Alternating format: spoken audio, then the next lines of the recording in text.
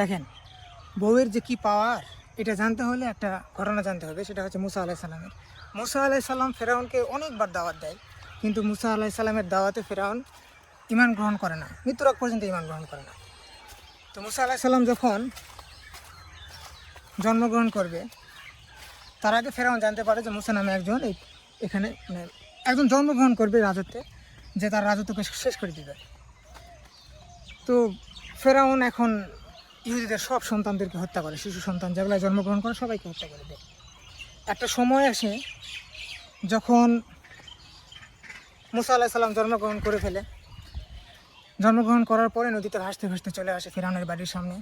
আসিয়া আলাইহিস সালাম তখন বলে, আপনি একে হত্যা করেন না, রেখে দেন, আমাদের তো সন্তান নেই। তখন আসিয়া আলাইহিস সালামের এই কথা শুনে ফেরাউন মুসা আলাইহিস সালামকে রেখে দেয়। এদিকে মুসা আলাইহিস সালাম এত বড় দাওয়াত দেওয়ার পর, এত দাওয়াত দেওয়ার পরেও কিন্তু ইসলাম কখনো কবুল করে নাই, ঈমান কখনো গ্রহণ করে নাই। কিন্তু আসিয়া আলাইহিস সালামের একটা কথাতেই ঈমান গ্রহণ করে মানে মুসাকে রেখে দেয়।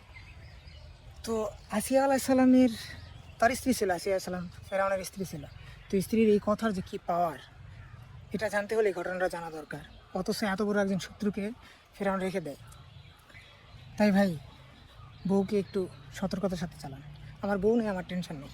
আপনার বউ যদি থাকে, খুব সাবধান।